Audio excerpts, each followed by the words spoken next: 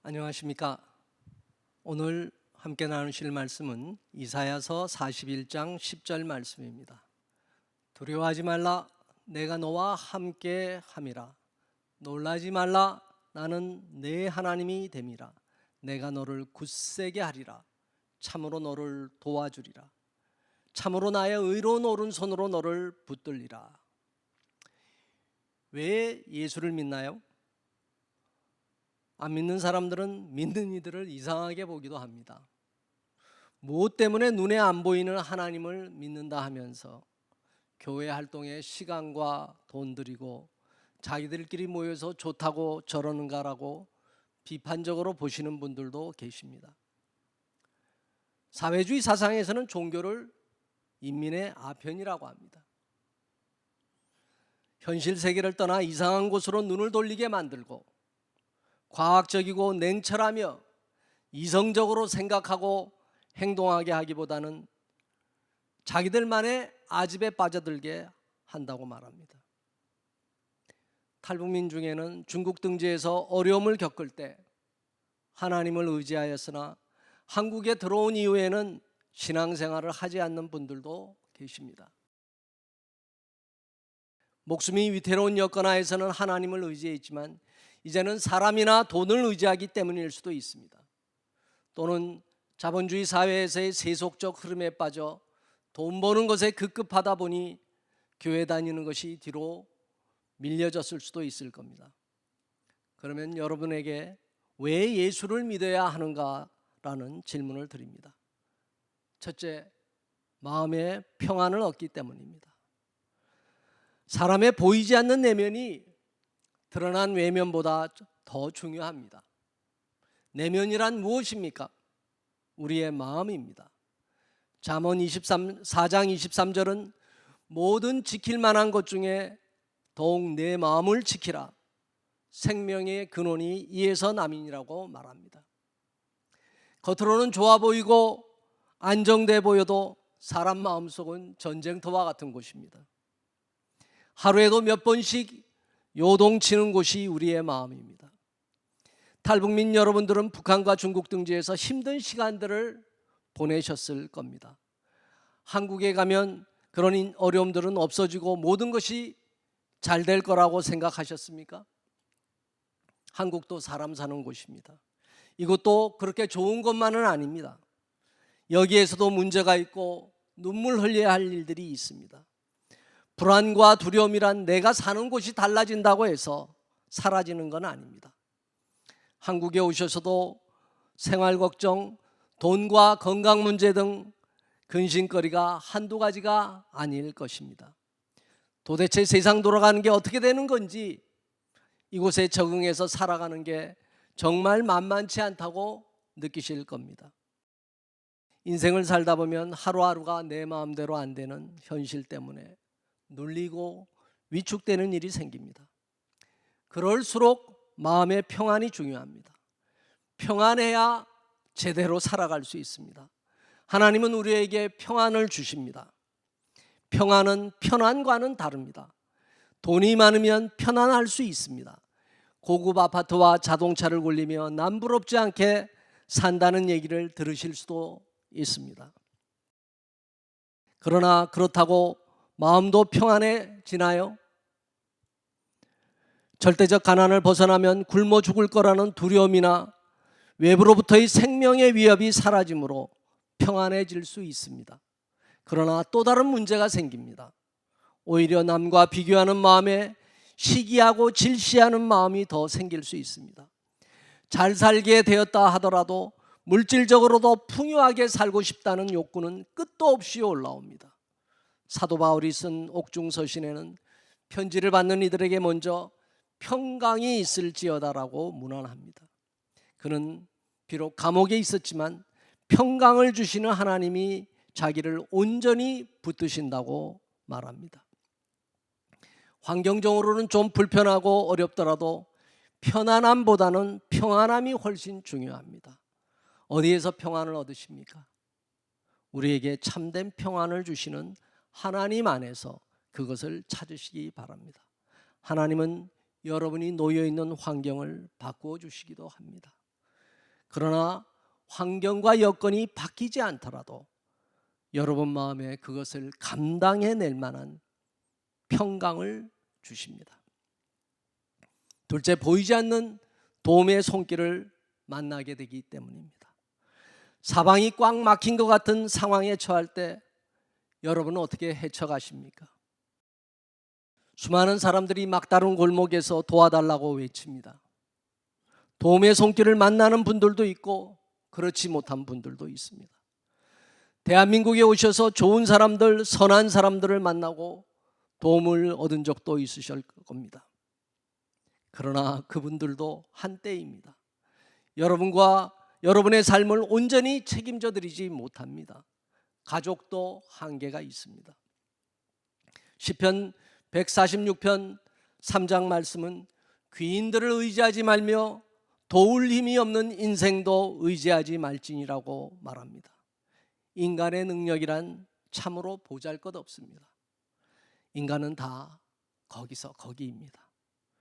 신앙으로 살아가시는 분들은 나름대로 자기 체험이 있는 분들입니다. 어떤 순간에 보이지 않는 하나님을 의지하고 기도했더니 희한하게 일이 풀리는 것을 경험했다고 말합니다. 이것이 보이지 않는 그분의 손길입니다. 김정은도 꼭 알아야 할 진짜 북한의 속살이라는 탈북 간증기를 쓴 이영주 집사님은 두 번째 탈북 후 공안에 붙잡혀서 그 유명한 함경북도 회령의 전거리 교화소에서 3년 가까이 복역하게 됩니다. 그녀는 어떻게 그곳에서의 기간을 견디어내었는지 그게 하나님 은혜였다고 고백합니다. 수용자들이 너무 많아 새로운 감옥 건물을 짓는 데 동원되었는데 건물이 다 지어지고 때 이전 중국에서 꿈속에서 선명하게 보았던 그 건물과 똑같은 것임을 알고는 정말 놀랐답니다.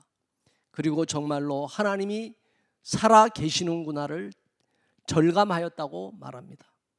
어떤 상황에서 간절하고 진실한 기도를 드리면 그 응답이 옵니다. 어떤 사람의 손길로 올 수도 있고 전혀 알지 못하는 어떤 분을 만나게 되거나 내 몸 상태에 어떤 변화가 생겼다거나 앓고 있던 문제에 어떤 새로운 상황이 생겼다든지입니다. 이런 얘기를 하면 신앙이 없는 분들은 이런 류의 간증이란 자기가 원하는 대로 끌어다가 맞추는 식이라고 말합니다. 그러나 이런 일을 직접 겪은 사람은 압니다. 그게 정말 진짜였다는 것을요. 왜냐하면 자기가 그 문제를 가지고 기도했기 때문이고 그러한 응답이 왔을 때 마음속에 강한 느낌이 왔기 때문입니다. 오늘 이사야 41장 10절 본문은 많은 사람들이 위기 상황에서 붙들고 기도하며 응답을 받았던 대표적인 말씀입니다. 문제가 생길 때 그냥 문제만을 놓고 기도하지 마십시오. 41장 10절과 같은 구체적인 성경 말씀을 가지고 간구하십시오. 왜냐하면 말씀에는 능력이 있기 때문입니다. 셋째, 이 세상이 전부가 아니기 때문입니다. 세상 사람들은 이 세상이 전부라고 생각하며 살아갑니다. 죽으면 끝이라고 생각합니다. 그래서 죽음이 두려운 겁니다. 천국과 영생을 얘기하면 예수쟁이들만의 얘기일 뿐이라고 말합니다. 히브리서 9장 27절은 한 번 죽는 것은 사람에게 정해진 것이요 그 후에는 심판이 있으리라고 합니다. 그렇습니다. 죽으면 모든 게 끝이 아닙니다. 심판이 있는 겁니다. 우리 인간은 죽음의 문제를 놓고 늘상 살아가야 합니다. 인간이 자기 마음대로 할 수 없는 영역이 인간의 탄생과 죽음입니다. 이 세상에 자기 의지를 가지고 태어난 사람도 자기 의지대로 죽는 사람도 없습니다. 이것은 신의 영역입니다. 그렇기 때문에 자기 의지대로 자기 삶을 끝내려는 자살이 하나님께 용서받지 못할 큰 죄인 이유입니다. 야고보서 4장 14절은 내일 일은 너희가 알지 못하는도다. 너희 생명이 무엇이냐? 너희는 잠깐 보이다가 없어지는 안개니라고 합니다. 그렇습니다. 우리는 내일 일을 알지 못합니다. 매일 교통사고로 죽는 사람이 수십 명에 달합니다. 어느 누구도 자기에게 그런 일이 일어나리라고 전혀 생각하지 못합니다. 그런데 그런 일이 생기는 겁니다.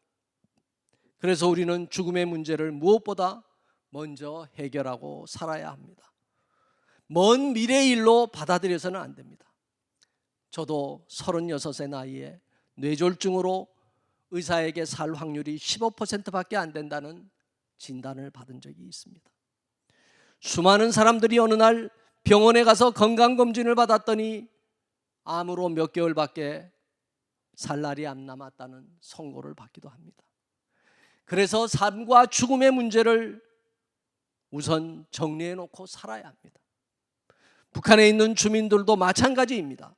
특히 신앙을 가진 분들은 언제 잡혀가 처벌받을지 모릅니다.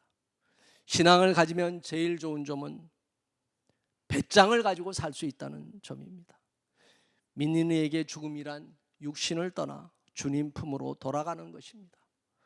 사도 바울은 고린도후서 5장 8절에서 우리가 담대하여 원하는 바는 차라리 몸을 떠나 주와 함께 있는 그것이라고 고백합니다.